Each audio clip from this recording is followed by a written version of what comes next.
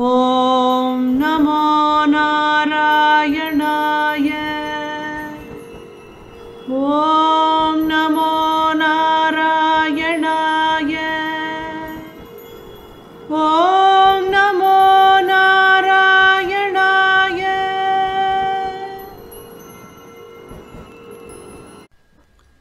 निशमय्यतवाथयानवार्तां वृषमार्ताः पशुपालबालिकास्ताः किमिदं कथं द्वितीमाः समवेताः परिदेवितान्यकुर्वन् करुणानिधिरेश नन्दसूनुः कथमस्मान् विसृजेत नन्यनाथाः बत न किमु दैवमेवमासीतिति तास्त्वद्गतमानसा विलेपुः चरमप्रहरे प्रतिष्ठमानः सह पित्रा निजमित्रमण्डलैश्च परितापभरं नितम्बिनीनां शमयिष्यन् व्यमुचः सखायमेकम् अचिरातुपयामि सन्निधिं वो भविता साधुमयैव सङ्गमश्रीः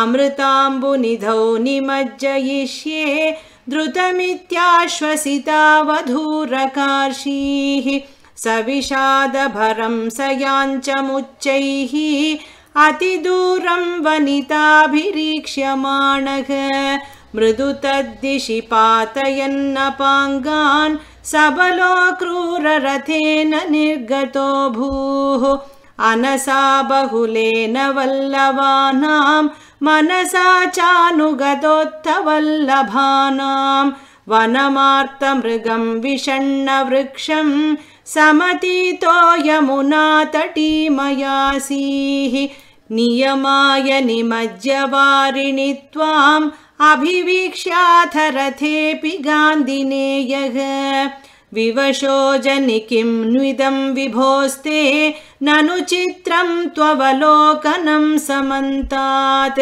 पुनरेष निमज्य पुण्यशाली पुरुषं त्वां परमं भुजङ्गभोगे अरिकम्बुगदाम्बुजैः स्फुरन्तं सुरसिद्धौघपरीतमालुलोके सतदा परमात्मसौख्यसिन्धौ विनिमग्नप्रणुवन् प्रकारभेदैः अविलोक्य पुनश्च हर्षसिन्धोः अनुवृत्त्या पुलकावृतो ययौ त्वां किमु शीतलिमा महाञ्जले यत् पुलकोऽसौ इति चोदितेन तेन अतिहर्षनिरुत्तरेण सार्धं रथवासी पवनेश पाहि मां त्वम्।